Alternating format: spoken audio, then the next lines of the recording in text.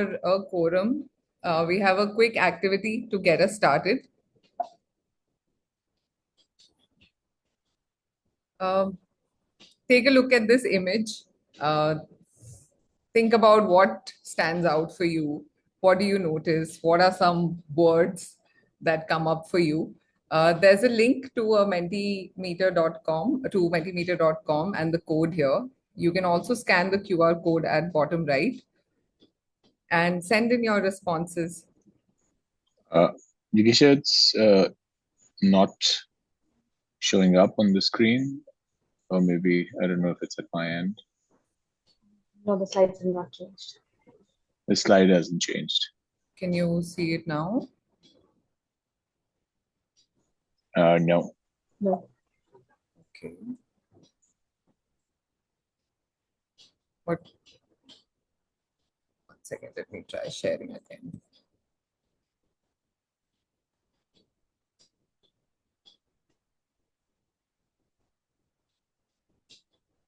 Okay, is it visible now? Yes, thank you. Great.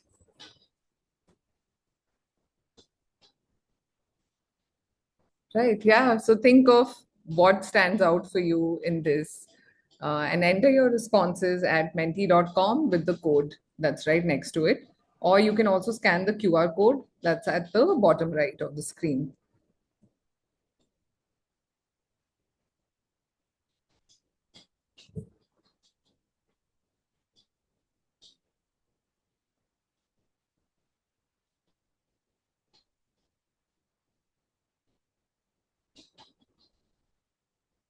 All right, shall we take a look at what kind of responses have been coming in?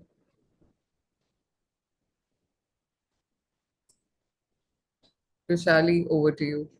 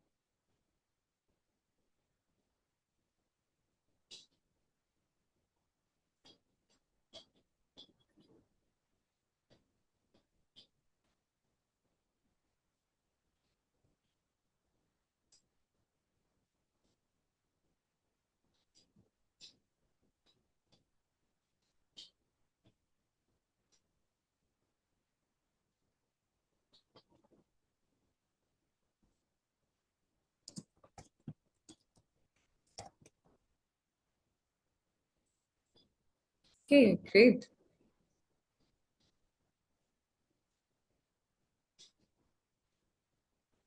Thank you so much for sharing.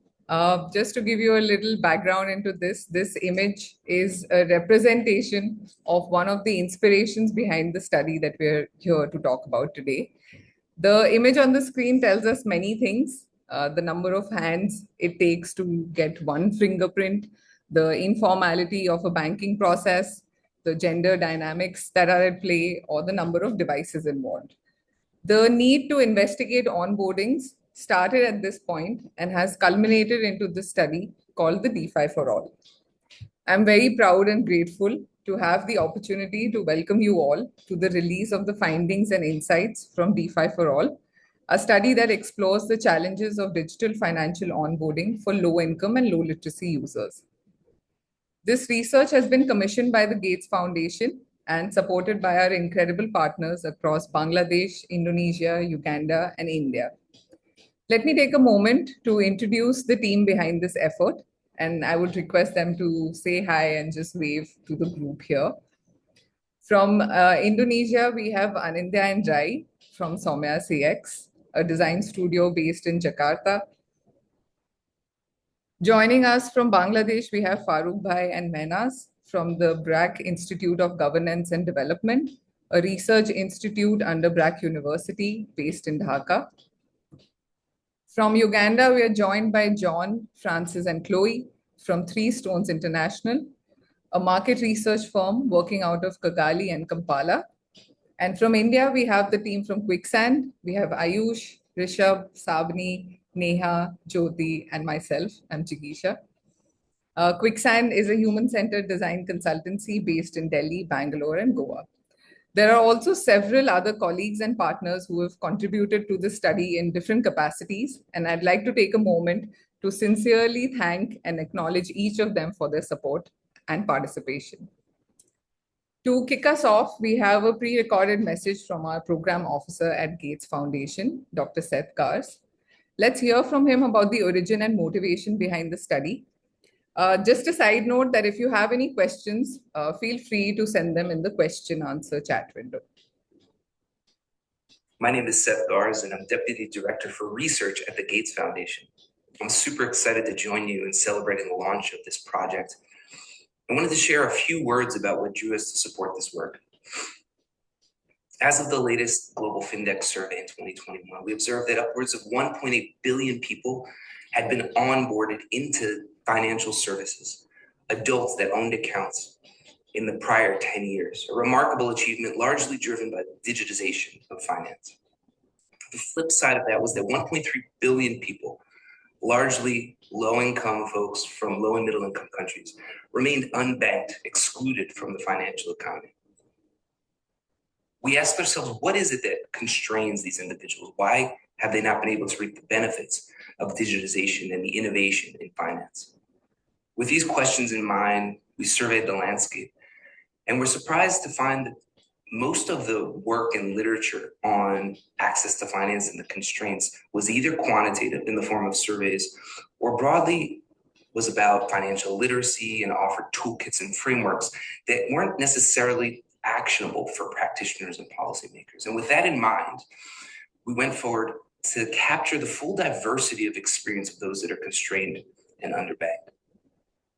To do so, we went beyond just a research study focused on one country, but explored 4 countries, focusing on India, where digital public infrastructure is increasingly ubiquitous, focusing on Uganda, which has a very mobile money, telecom-led finance model, where lots and lots of people have gained access to finance through mobile money. In Bangladesh, where again, mobile money has driven financial inclusion, but with a system that is not led by the telecom industry, but is led by fintechs in particular.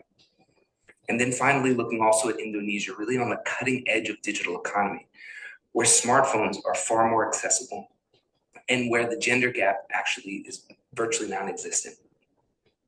In these diverse countries, across these diverse markets, we further pushed ourselves to look not just at folks that were convenient to speak to, folks that we knew or communities that we'd been to before, but looking to capture the full spectrum of human experience in these countries, taking very seriously the idea of how to sample a diverse selection of citizens, of consumers. With that in mind, we also wanted to push forward beyond just collecting data or having simple interviews, but to collect rich multimedia artifacts from the field, to capture images of dirty identification cards, and to capture videos of fingerprint workers and scanners not functioning correctly, to look at the built environment where people are being onboarded into financial services. With this in mind, we also made an effort not to try to understand everything about the full journey of people's financial experience, but to focus on a very important choke point where people try and fail to get access to financial services, the onboarding experiences. And instead of being general and very specific into this onboarding experience, looking across providers, across geographies, and across segments of the population. What we found, and what I think you'll see today, was that the story of onboarding people into financial services and the challenges and the creative workarounds that they pursue is not just a story of technology. It's really a story of people, where context matters, where people's behavioral instincts matter. In this context, I invite you to deeply engage with the stories of the people that the team met in the field, the stories of the providers that are serving, the stories of the intermediaries that are facilitating access and solving problems, coming up with frugal innovations. And I invite you to present feedback, both constructive, but also critical, and to celebrate this incredible work, which I think not only advances our understanding of what's happening in these markets, not only provides potential solutions to onboard the remaining 1.3 billion who remain unbanked in the developing world, but that also pushes us to think more about the methods that we use in how to understand the experience of these consumers, these citizens. Thank you very much. Wish you all success. That was Dr. Seth Gars, and a sincere thank you to him from the entire team for championing such an important area of inquiry. Let's begin with a simple question. What is onboarding? At its core, onboarding is the process of opening a financial account. Whether it's a savings account, a payments wallet, mobile money, digital lending, or any other financial product, onboarding is the first step before someone can begin to use it. On the screen, you will see some of the many elements that make up an onboarding. Who are the people involved? What are the objects of an onboarding? What does the environment look like? What are the different kind of messages that are displayed at onboarding centers? And what are the variety of services that are provided? But onboarding is so much more than just filling out a form or verifying an ID. Take Surekha, for instance. She wanted to take a loan, but could not because she couldn't duplicate her own signature across the various forms that she had to fill out at the bank. Moreover, she had to sign in English, which is not even her first language. Eventually, she gave up and was not able to get a loan. Take a look at this Ugandan agent's experience, where he talks about how a SIM card could hinder a person's financial journey. He says, in Uganda, it is common for people to buy recycled SIM cards, but often they may not be able to do so because their numbers are already connected to an account. Even if they're able to open an account, the past owner's credit liability may pass on to them, and they're very likely to receive pesky reminder calls. Stories like these show us just how critical onboarding is. This one moment, seemingly minor, can shape or even derail a person's long-term financial journey. That's why it's important not only to document these challenges, but to design solutions that address them intentionally. Through the course of our study, we realized that onboarding doesn't begin and end the moment an account is opened. There's often a lead up, like hesitations, there are questions, there are different motivations, and there's always a follow up involving usage patterns, trust, and grievance redressal. So why must one even investigate onboardings? Because it offers a very unique lens into the realities of digital financial behavior, and it has the potential to become the cornerstone of financial inclusion. It also raises a fundamental question. How might we design digital financial products and services that can set individuals on a path to meaningful long-term financial inclusion? To truly understand the experience of financial onboarding in underserved regions, we conducted an extensive in-depth study across 4 countries, 32 locations. We engaged with over 800 users, merchants, and over 200 agents and banking intermediaries. We worked closely with 66 financial service providers across the 4 countries, and we spent more than 300 days in the field. We had a team of 44 researchers, designers, and documenters leading this effort, working across diverse geographies and contexts to uncover deep insights. We met a wide range of people, for instance, like an agent who left his big city job to start a common service center in his hometown, a 52-year-old woman who opened her very first bank account in front of us, a middle-aged man living with his family of 8 in a refugee community, and they're dependent on aid from several organizations. These are only but a few examples of people and stories that we met and saw on the field. But recruiting such users wasn't an easy task. We strategically selected locations based on factors like economic activity, digital inclusion, and levels of financial access. We also mapped users along their onboarding journeys from the very first encounter to becoming active users. And timing was everything. For many users, opening a financial account wasn't a planned decision. It often happened in the moment. Take the example of a merchant who needs to receive a digital payment urgently. He might rush to open an account right then and there. Even when users were aware that onboarding was something they needed to do, The actual day of onboarding was rarely decided in advance. That decision depended on a mix of factors like work and household responsibilities, the amount of crowd at the banking point, or simply having all the required documents ready. For instance, a government scheme beneficiary heard that future benefits would only be transferred digitally, but it took her several weeks to get everything in place, from acquiring a phone number, linking it to her bank account and Aadhaar, and finally becoming eligible to receive payments after weeks. To capture this transient and uncertain moment of onboarding, we partnered with financial service providers, agent banking organizations, CSOs, and NGOs to position ourselves at both formal and informal banking points and meet users organically in their real environment. In addition to this, the researchers were also out on the streets, talking to people in the communities, walking into nondescript banking points, and conducting rapid vox pops to recruit participants. One of our biggest challenges was also collecting rich descriptive data at scale.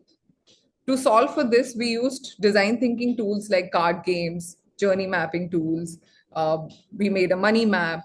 We conducted role plays to make the sessions more engaging and insightful. So after all of this effort, let's see what has really emerged from the study.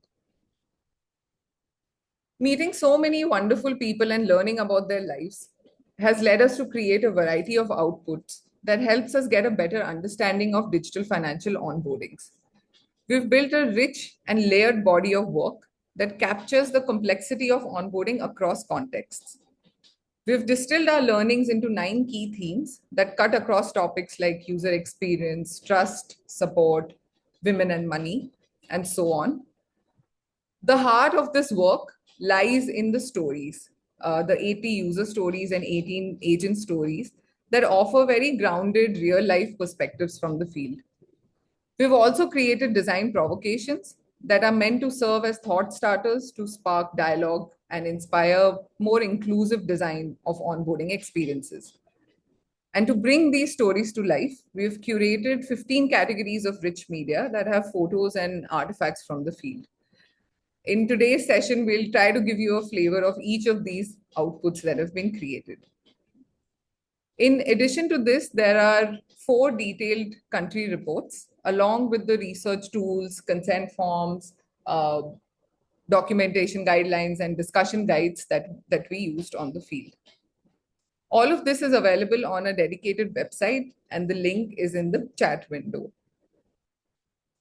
This body of work has been crafted as an open access knowledge product. It has also taken a mixed media approach to help you participate in the ethnographic nature of the study. It's not just a report, it's a living resource that brings together stories, data, visuals, and tools. So whether you're a designer or a researcher or a policymaker, financial service provider, or someone who's working to advance financial inclusion, there is something here for you. Now, the big question is, what did we learn? With so much happening across 4 countries and hundreds of stories, we started to notice patterns and threads that kept showing up. We've pulled these together into 9 big themes.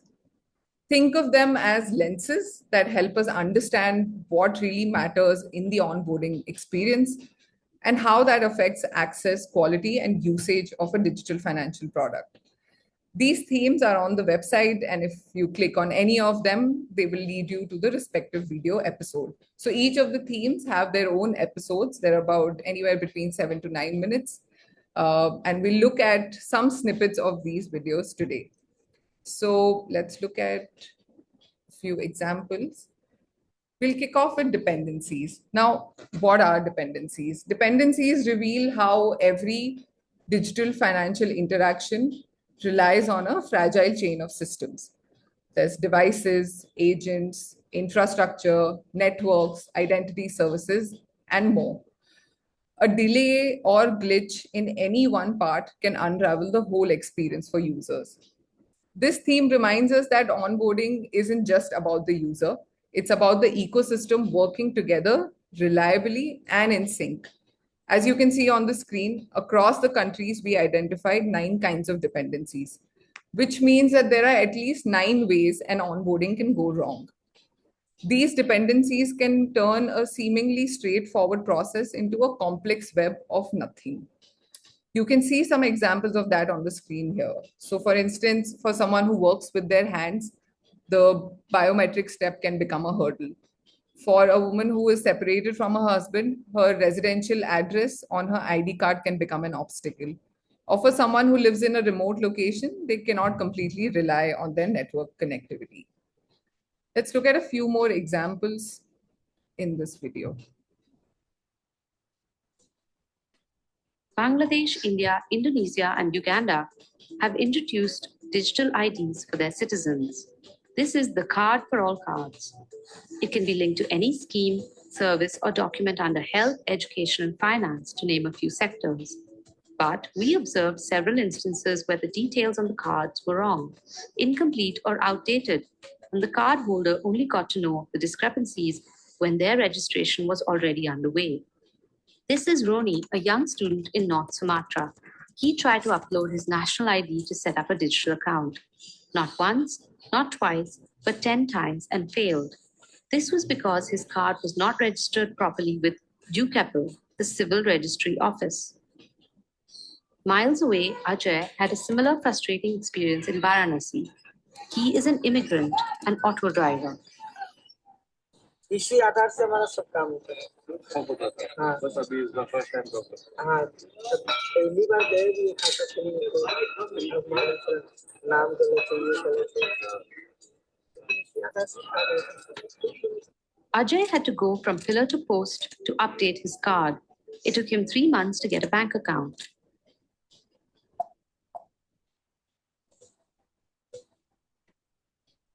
Adopting digital finance is not just about the product alone. It's about the entire system at play. And unfortunately, there are several such instances of potential and willing customers losing out on DFS because of fixable issues that take terribly long to fix.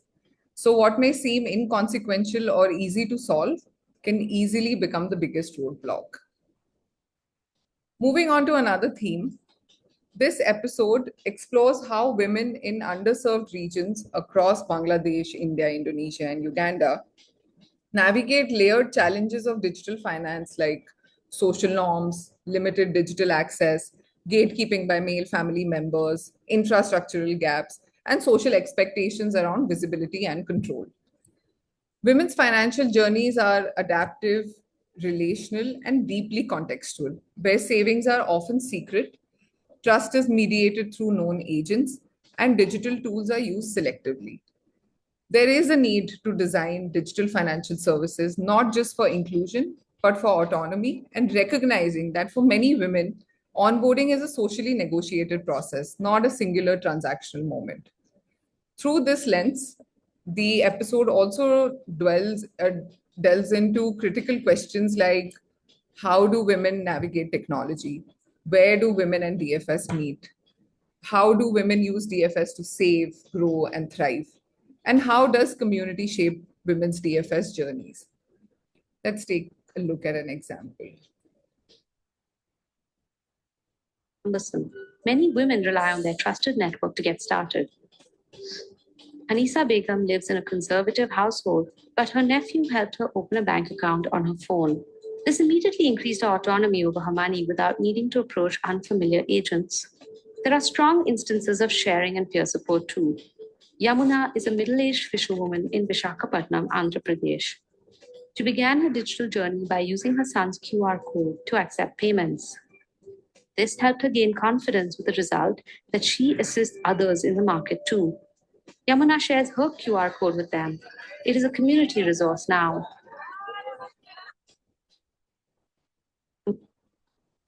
So, although women have historically faced restrictions in access and autonomy, they've found innovative ways to manage their finances, often relying on informal networks and personal strategies. Digital tools now offer the potential to expand financial agency and improve household outcomes. However, transitioning from physical cash to digital systems can also introduce new kinds of dependencies, risks, and vulnerabilities. So how might we design services that honor these lived complexities is just something to think about.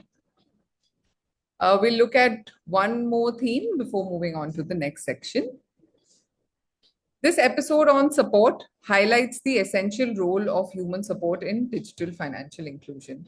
While digital financial services are designed for individual intuitive use, the reality is that most people, especially those from underserved communities, don't navigate this journey alone.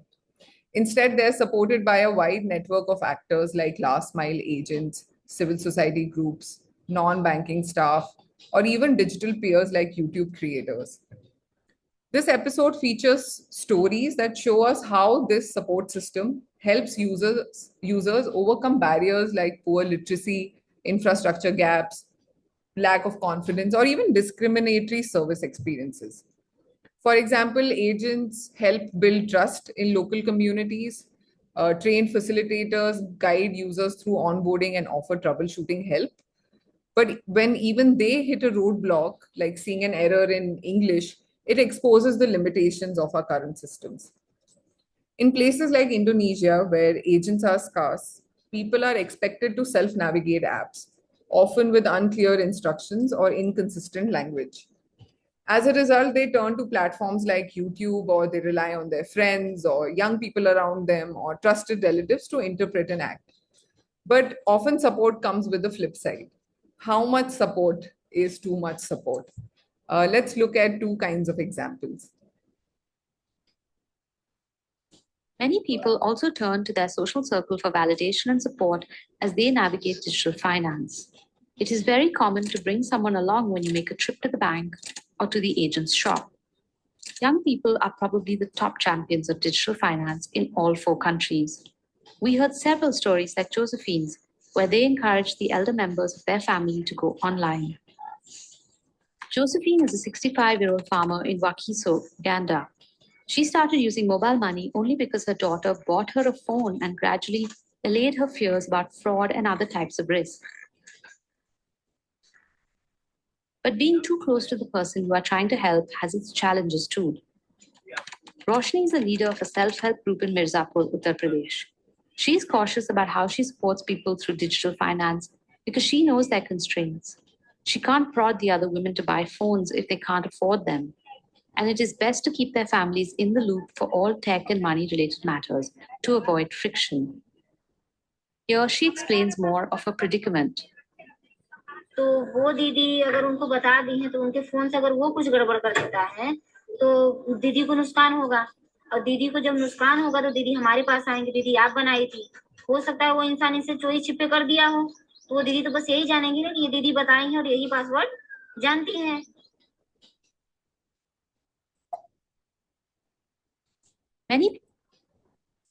Roshni's story tells us that support isn't always straightforward or universally positive. While much of the narrative highlights how human support can enable digital financial inclusion, Roshni also reminds us that support can be fraught with tension.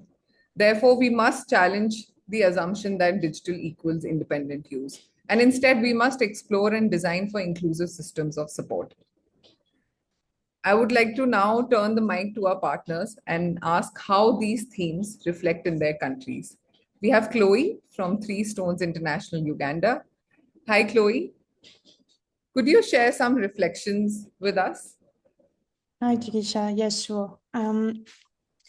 So I guess what we saw in our country is that Uganda has made some significant strides in expanding access to financial services, particularly through digital financial services. However, inclusion is still uneven, especially for women, persons with disabilities, and other special interest groups like refugees, which is quite a big and important group in Uganda. And those groups continue to face barriers. So some financial service providers are proactively designing inclusive solutions. And so what you see in the picture here is an example from Opportunity Bank. This bank has launched a Bank on Wheels initiative, bringing financial services directly to underserved and often immobile population. This model is particularly impactful for people with disabilities or those in remote rural areas with limited access to physical banking infrastructure. In addition, for many women, refugee or elderly people in Uganda, onboarding into DFS is not an independent journey due to disparities in financial and digital inclusion and literacy levels. So they often rely, as you mentioned earlier, on social networks, so husbands, children's, friends, or agents to open accounts or navigate mobile money services. So this dependence highlights, first of all, a trust-based approach to technology adoption, but also the importance of family and community as key influencers. And so program must therefore consider how to leverage these networks to enhance outreach and build confidence among women, but also underserved users. And so finally, so civil society organizations are also playing a critical enabling role. For example, Key Funds in Uganda has been instrumental in mass onboarding special interest groups like people living with disabilities and elderly users, and conducting also on the side digital literacy training and providing access to devices. So their efforts showcase how inclusive tech ecosystems require collaboration between financial institutions, telcos, and grassroots actors. Thanks. Okay, thank you so much, Chloe. I would like to now call upon Ayush from Quicksand to share his reflections for the Indian context. Thanks, Jigisha. I think you have already sort of touched upon the, the sort of the communal nature of money. I think we've seen that across the study. In fact, this is a picture from an SHG group. What was really surprising is that while we know that money is inherently relational, communal, it's transacted, it's shared, it's stored collectively, and so many examples in our study speak to this characteristic. Whether it's a man and a woman, a husband and a wife, kind of planning kind of their expenses and budgets together, or the biggest example of what is arguably the most significant illustration of economic empowerment are the women collectives. So this self-help group that we're talking about, and yet digital financial services have almost completely skipped this segment because the design of DFS does not fit the the relational model of using, distributing, sharing money as is evident in SHG. So in fact, a woman might be saving money with an SHG for years, and yet her credit worthiness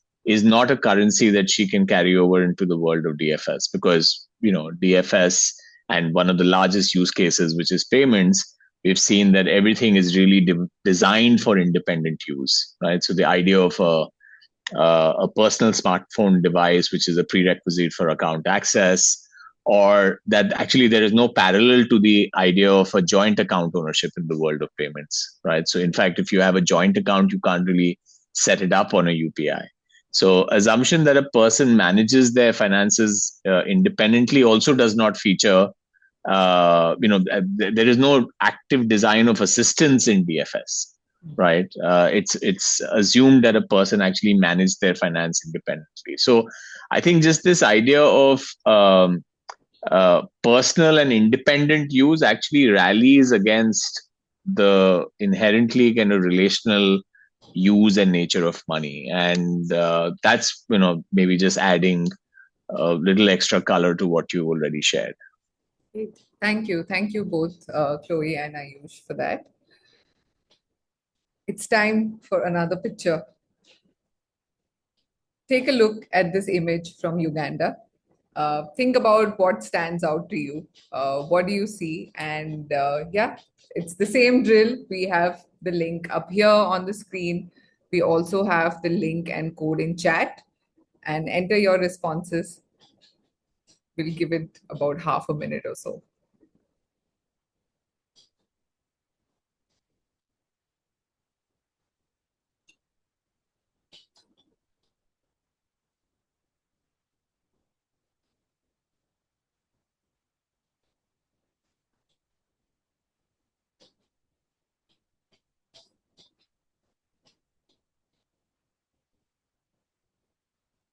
All right. Shall we see what are the responses coming in? Rushali, would you?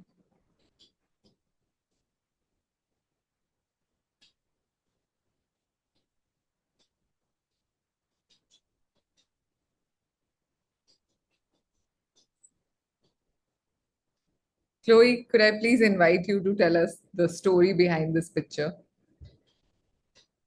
Sure, yes, thank you, Jikesha. Yeah, so this is actually a picture of a typical onboarding SAN bus that is actually organized by Airtel in this context. And this is used in rural Uganda by telecom companies like Airtel's to market onboarding and also sometimes sell airtime and data. So for a moment, these buses also acted as centers where people can seamlessly access services offered by the telecom, especially onboarding, SIM cards, airtime, data, etc. And so, yeah, those buses have been used for mass onboarding, and they are using a lot of sound and music to attract people in the community. So that's a very effective way to attract users onto onboarding. Thank you. Thank you. Yes, I think the first time the team had also seen this, it was a very interesting intersection of music festival and a digital financial onboarding. Thank you, Rushali. Moving on to our next category of knowledge product that sits on the open access website are the user and agent stories. On the website, you will see 80 stories nested within these 9 archetypes. Within each of these, you will find associated stories from the 4 countries. These archetypes will help uncover the nuanced behaviors, needs, decision-making processes of people that use digital finance across these different contexts. Rather than segmenting users by income or geography, these archetypes illustrate how individuals balance risk, trust, fear, and familiarity in their financial journeys. They reveal motivations, coping mechanisms, and relational dynamics that offer insights for designing more inclusive financial systems that are empathetic to the ground realities. We'll look at a few examples. An interesting archetype that emerged from the study were proxy users. Imagine a scenario where an individual has been onboarded on paper, but they have no idea how to use the service, or they don't know what the interface even looks like. However, the account is active and is being used by someone else in the family. We saw many such instances of proxy usage that can lead to some undesirable outcomes, like the usage of DFS by underage citizens, inaccurate user data for service providers, and it can even provide misleading data on access and usage. We have Jyoti from the Quicksand team who will tell us the story of one such user from India.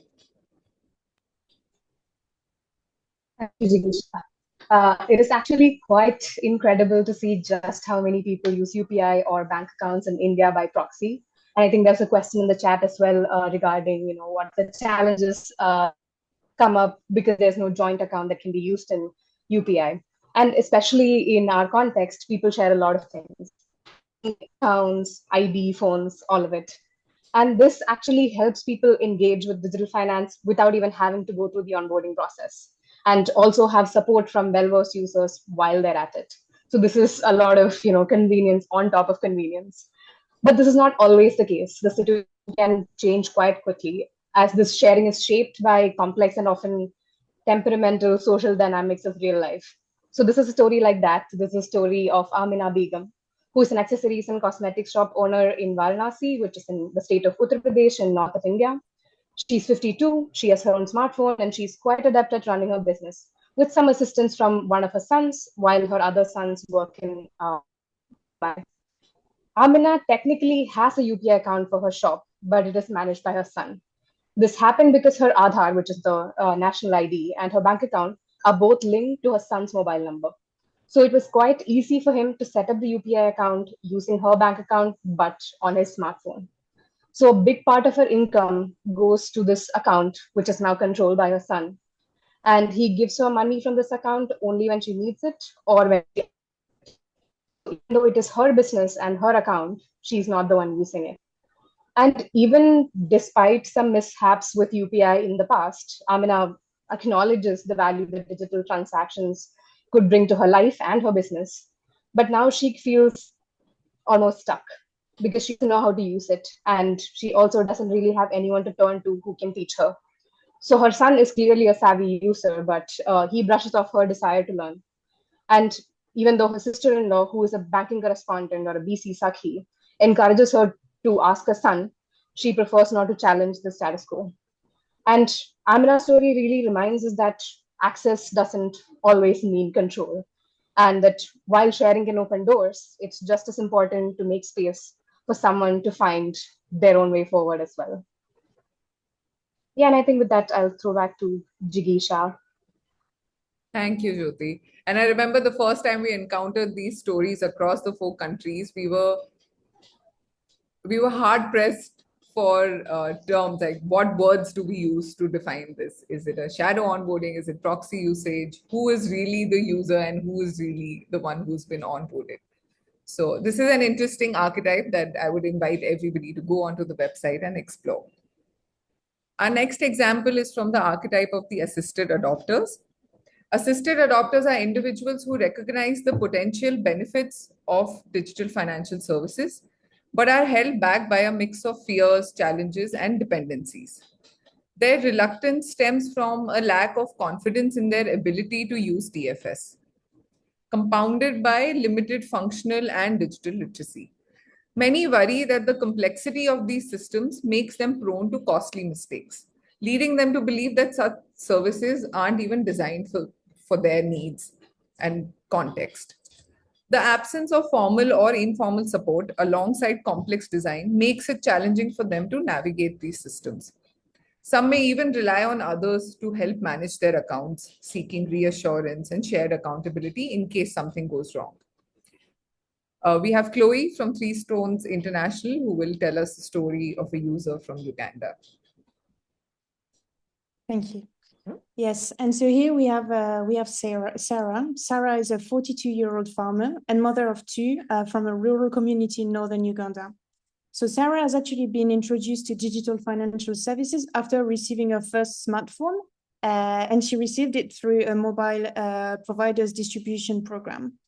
So this new access to technology got her quite excited and inspired to explore various DFS platforms and options. And so she started onboarding onto several that were actually recommended to her either by family, her children, relative, etc. However, not all of the services met Sarah's needs, and she found some of the platform actually extremely complex to navigate, and others consumed a lot of her data. So she actually realized that she couldn't continue with all of those different platforms. So it just became an inconvenience for her. So after experimenting with different options, she finally found a DFS that suited her lifestyle. And since then, she has felt that it has significantly improved her day-to-day life, making a financial transaction much easier and much more manageable. Thanks. Thank you, Chloe. Thank you, Jyoti. Many such stories are available on our website, and you can also browse through them either by using these filters of gender, country, age, location, or you can also navigate through the different, through the 9 archetypes that we have. The 10th category is a repository of all of the interesting agent stories that we've seen across the 4 countries. Now, early on, Seth mentioned that capturing rich media was integral to the study. Across the 4 countries, we were able to capture images of users, agents, supporting actors, biometric devices, smartphones, feature phones, bank forms, onboarding centers, advertising posters, and several other artifacts. Capturing rich media like photos or audio or video in a thick descriptive study like ours adds a lot of emotional texture, contextual depth, and authenticity to the overall understanding of the topic. It helps convey the nuance and also helps make the task easier for your imagination by showing a visual proof of these lived experiences, environments, and interactions that we've been talking about, and some things that words alone cannot possibly convey. Rich media also invites us to form our own perspective and connect more intuitively with the complex insights to make them more relatable and memorable and also actionable. So I invite you to explore this gallery. At the bottom of the page, you will see that there are about 15 filters. So play with them, see what the different combinations throw up. And maybe there is an Easter egg of a new innovation hidden somewhere in there in one of these images. The website also contains a repository of the research rigor that went into the study. The repository contains the documents on the research methodology and sampling. It has the market landscape studies from the 4 countries, which are quite comprehensive and perhaps the fastest way one can understand the financial landscape of each of the countries. The repository also has discussion guides and design tools and cards, the journey map and money map cards that I mentioned earlier, that were used to facilitate these interviews. Collecting rich media on a sensitive topic like finance, and more so digital finance, especially since the space is riddled with fraud and scams, can become quite challenging.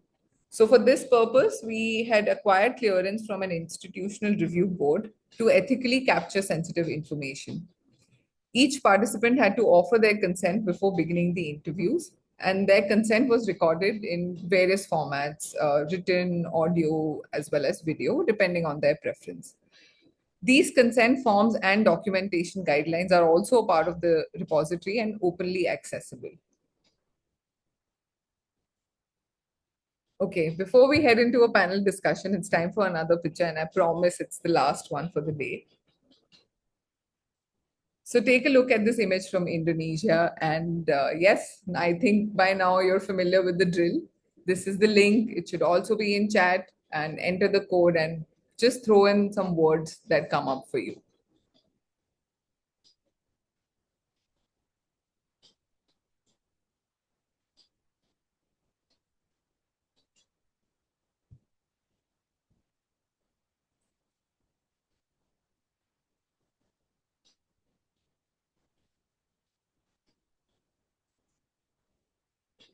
All right, Roshali, shall we see what's coming up?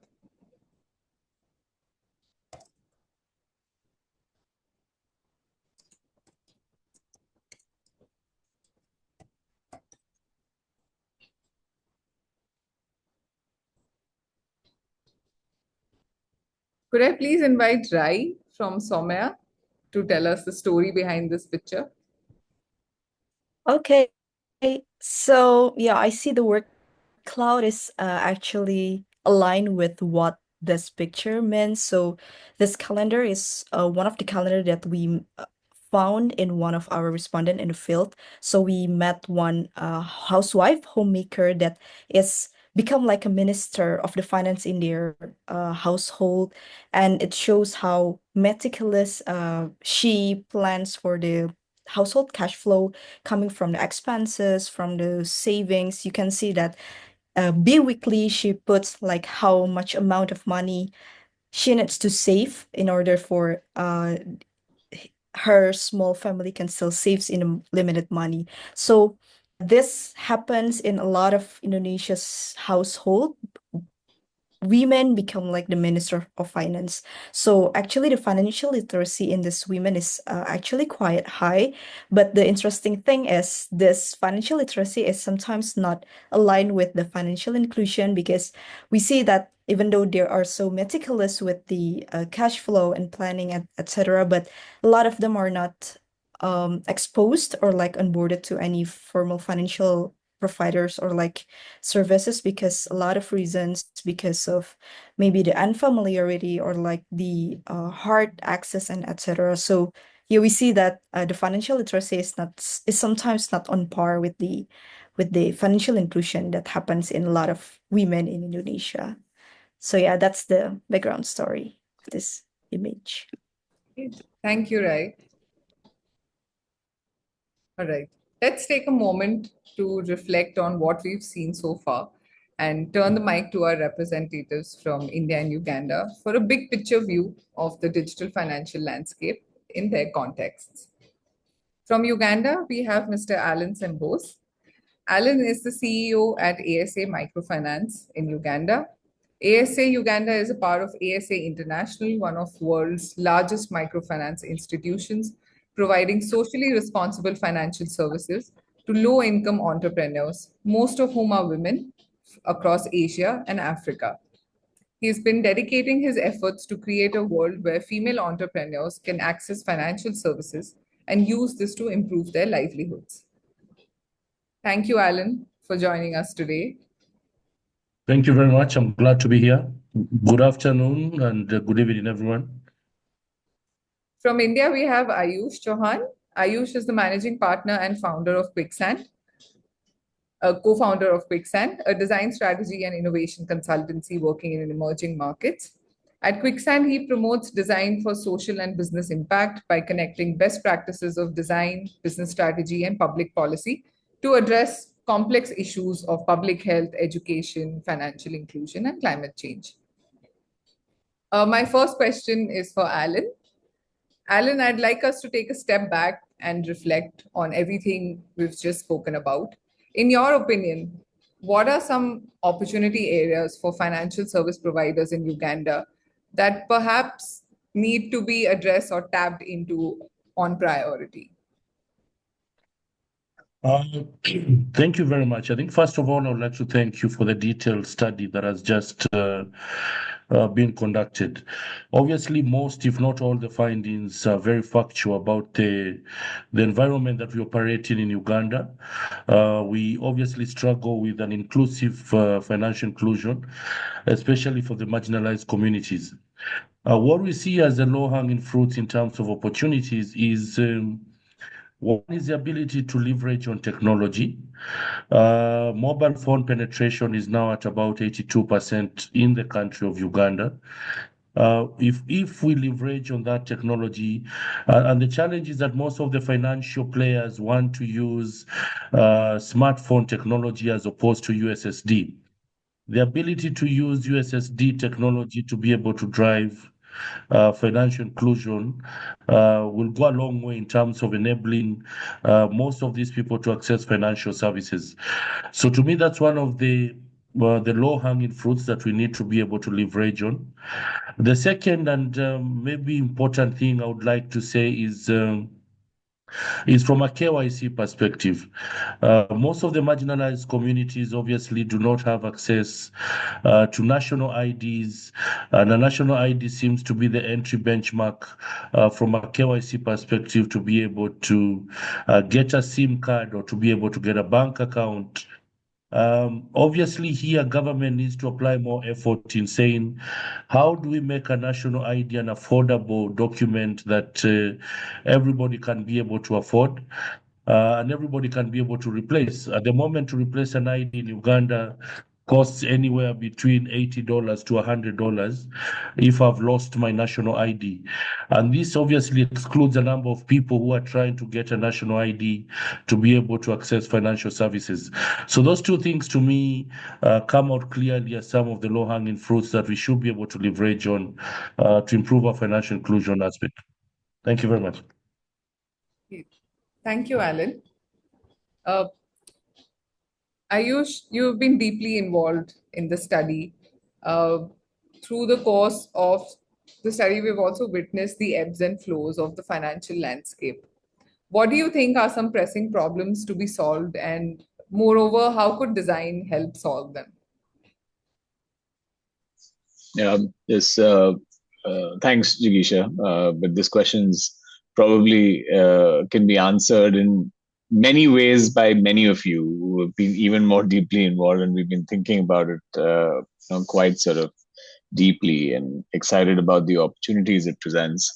I think maybe I'll kind of speak about, we've seen that there are different motivations that prompt people to open a DFS account. The single largest kind of use case is really payments. That has been the backbone of what has driven people to open a DFS account, largely a UPI sort of account linked to a new bank account that comes with it, because it's easier for people to open a new digital bank account and link that to UPI, as opposed to trying to link their existing bank account and UPI. Sometimes that's the case.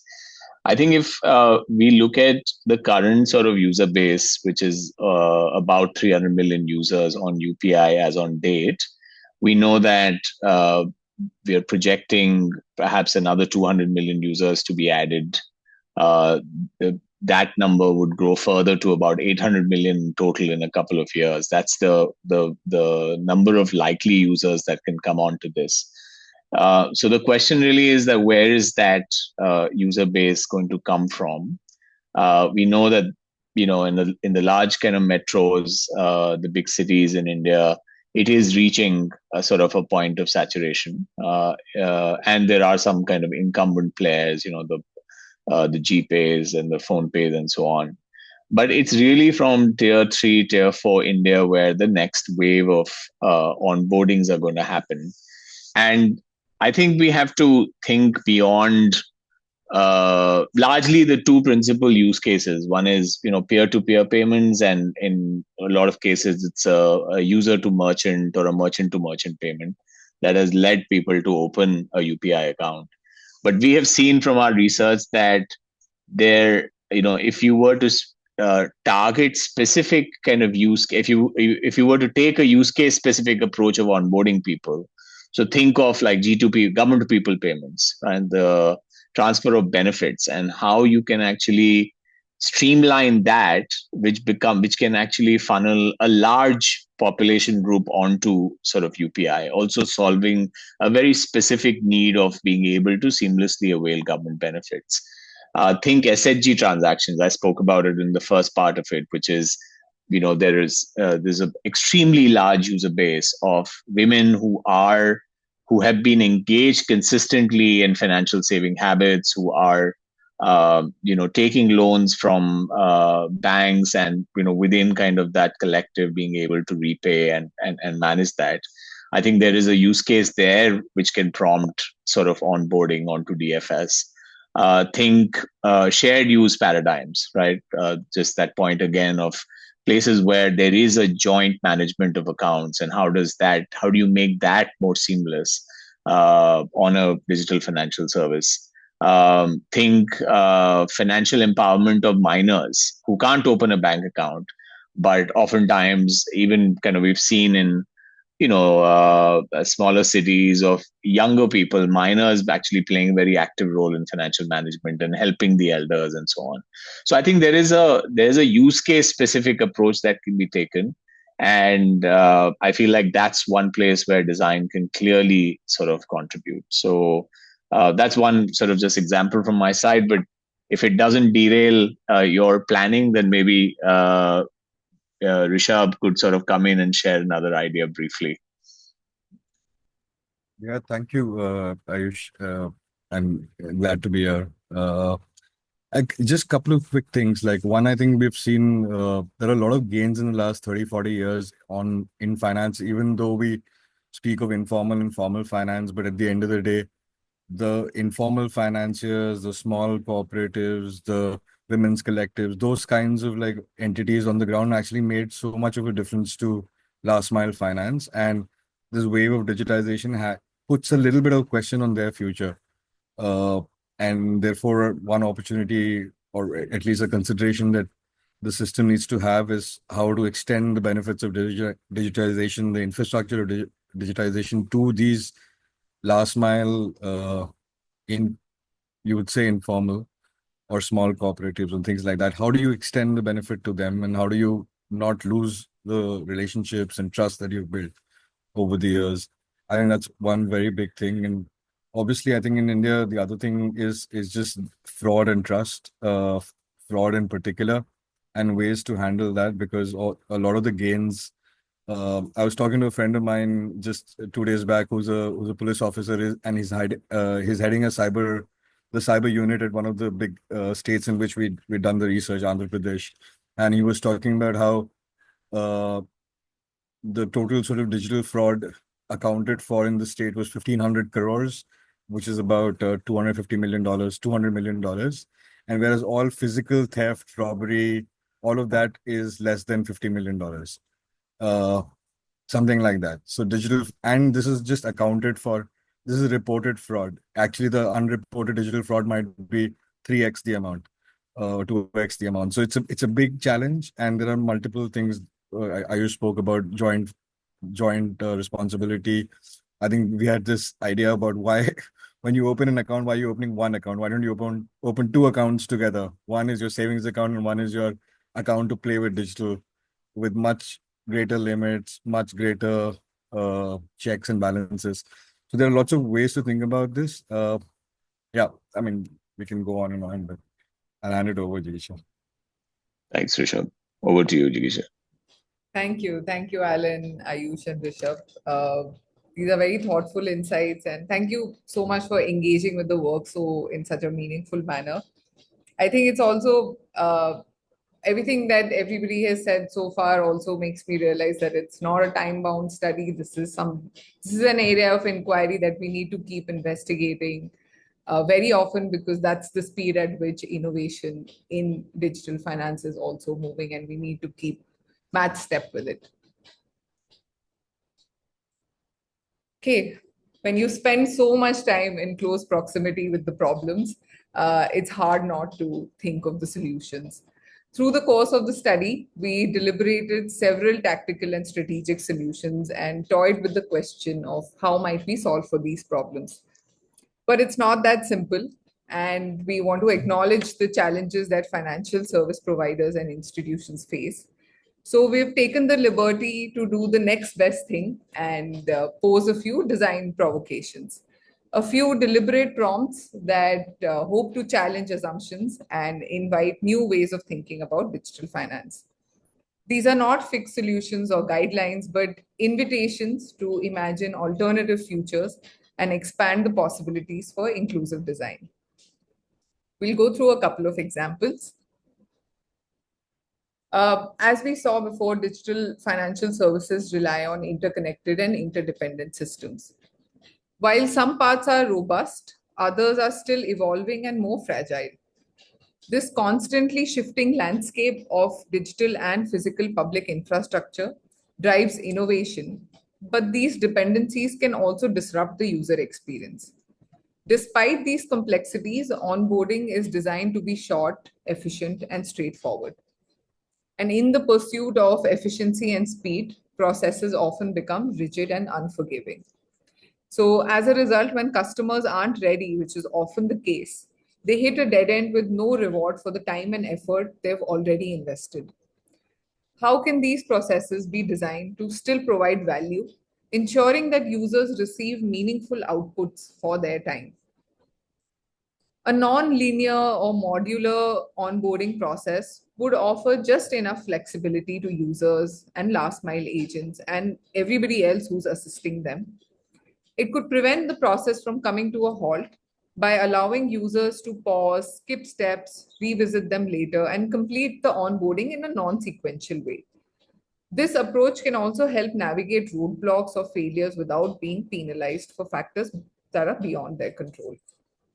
And in this scenario, we are recommending a conditional but valid onboarding, which also allows for an option to use local and human-based authentication when biometrics or tech connections fail. We can also look at integrating the ID modification and DFS account openings in a manner that progress in one reflects and makes updates in the other, and avoiding isolated processes.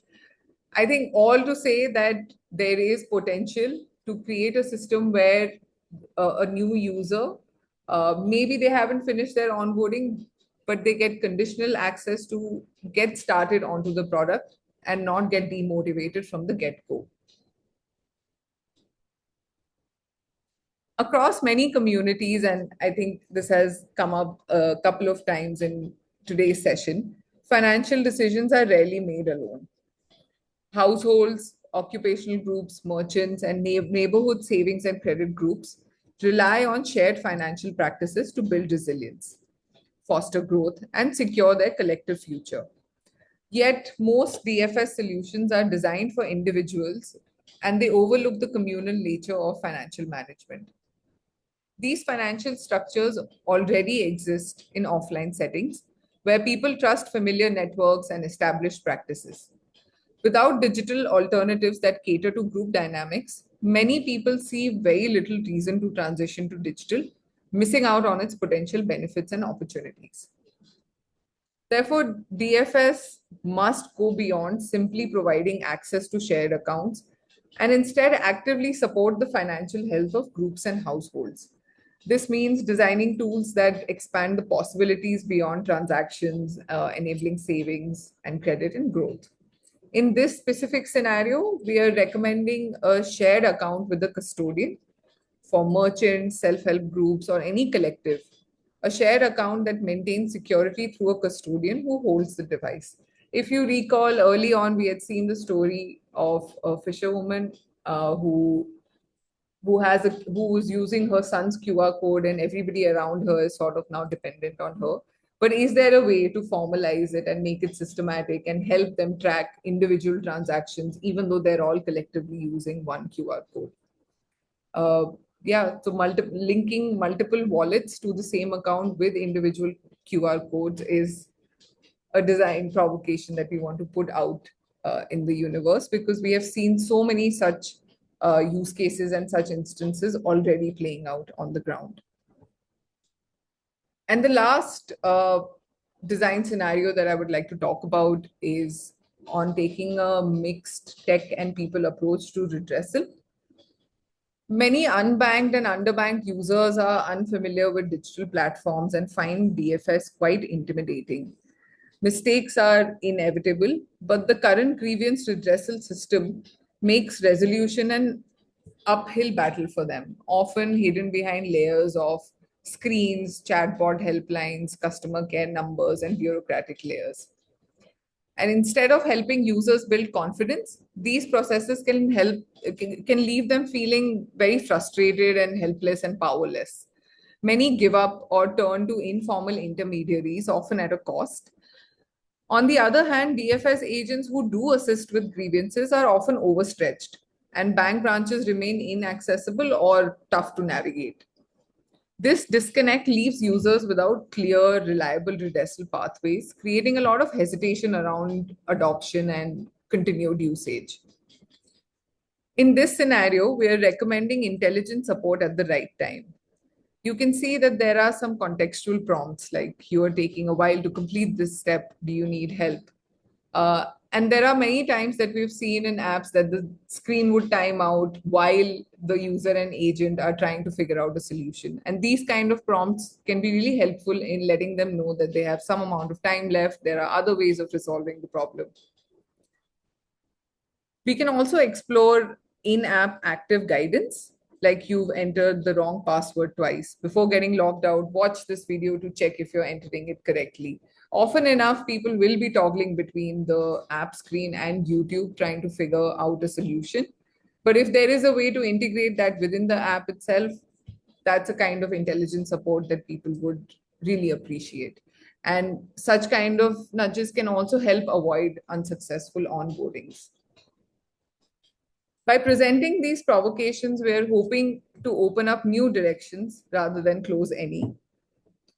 Some may resonate, some may feel very off base, but that's entirely the point.